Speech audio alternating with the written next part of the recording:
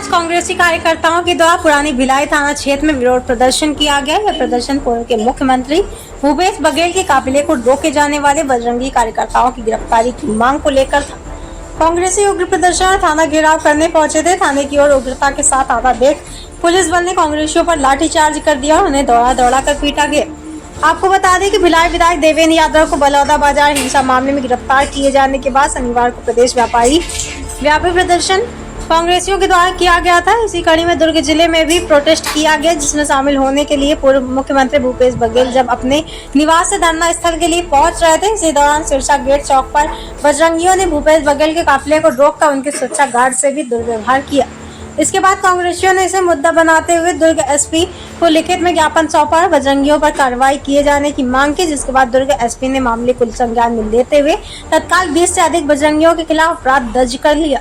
इसी बीच बीती रात भिलाई चरौदा नगर निगम के सभापति कृष्णा चंद्राकर और उनके समर्थकों ने बजरंग दल के 2 कार्यकर्ताओं को पकड़कर मारपीट कर दी और इसके बाद उन्हें घसीटकर थाने ले आए। बाद में वैशाली नगर विधायक रिकेश सेन सहित बड़ी संख्या में भाजपाई भी थाने पहुंच गए और आज जब कांग्रेसियों को इस बात की जानकारी हुई, सभापति कृष्णा चंद्राकर और कुछ कांग्रेसियों के विरुद्ध पुलिस ने अपहरण का मामला पंजीबद्ध किया है।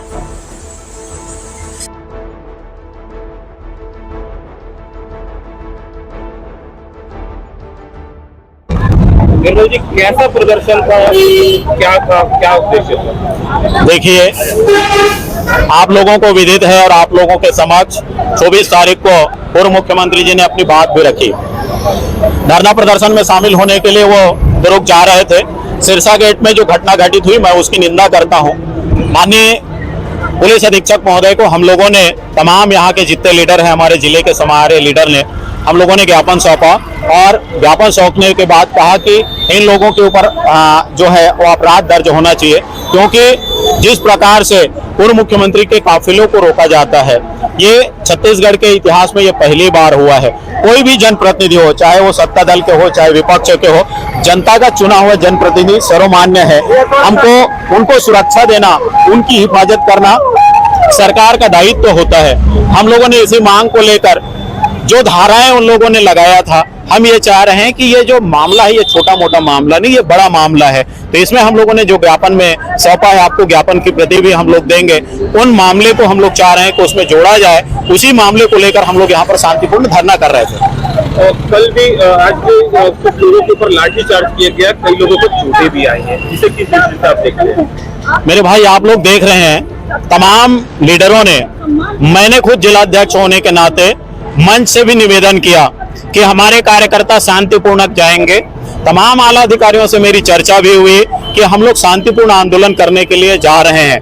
हम लोगों ने न तो नेशनल हाईवे जाम किया, न तो सिरसा गेट चौक जाम किया, शांतिपूर्ण तरीके से हम लोग जा रहे थे।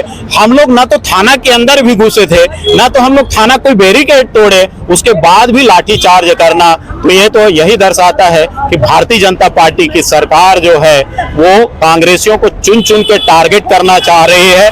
विपक्ष की आवाज को सत्ता के लोग सदन से लेकर सड़क तक दबाने का प्रयास किया जा रहा है। ये कांग्रेसी आजादी की लड़ाई लड़ने वाले लोग हैं। हम लोग अपनी बात, अपनी लड़ाई शांतिपूर्ण तरीके से आगे भी हम लोग लड़ते रहेंगे और आज की जो लाठीचार्ज हुई, मैं उसकी निंदा करता हूँ। सर, पूरा मामला क्या है सर? ये जो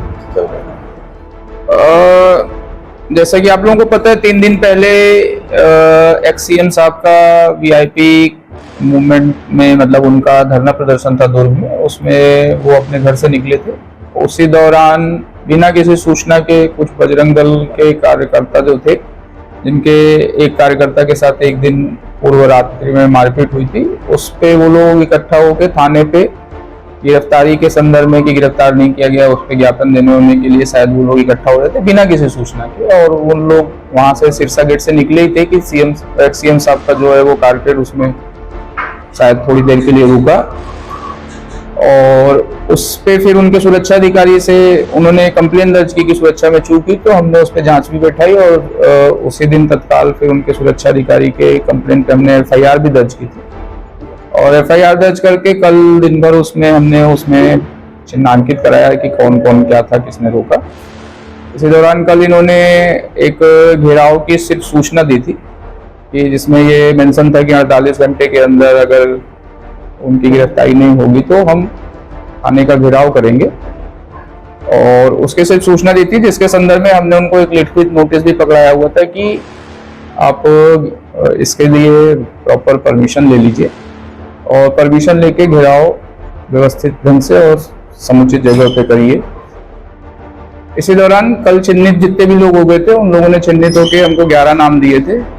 हमने 4-5 और उसमें से हो जाए तो 16 लोग चिन्हित हुए थे।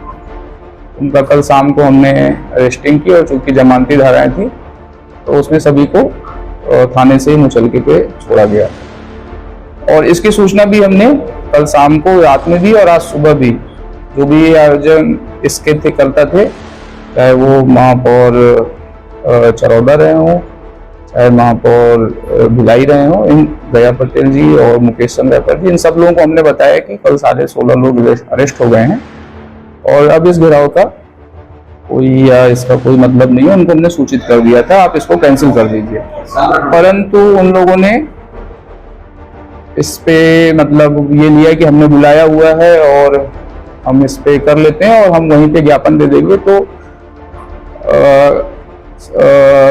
चूंकि हमने बुलाया तो इसलिए करने दे दिया जाए, तो बात वहीं तक हुई थी कि ज्ञापन भी वहीं पे दे दिया जाएगा।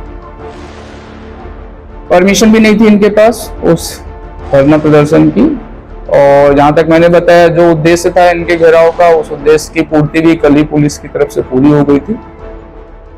तो दोनों तरीके से देखें तो पूरे का पूरा ये जो धरना प्रदर्शन था वो इलीगल था, उसमें भी पुलिस ने इनको करने दिया और जहां बात हुई थी कि धरना प्रदर्शन स्थल पे ही आप अपना ज्ञापन दे देंगे, उसको तोड़ के शायद ये लोग अभी जो बैरिकेडिंग की गई थी उसको इन लोगों ने फिर तोड़ने का और थाने तक पहुंचने का, जो कि इनसे बातचीत हुई थी, उसको तोड़ने का प्रयास किया। तो नियम जब ये तोड़ने का प्रयास किया तो शायद हल्का बल प्रयोग पुलिस ने किया हुआ है और फिर इनको तितर बितर किया और माहौल अभी शांतिपूर्ण। सर कल रात को भी घटना घटी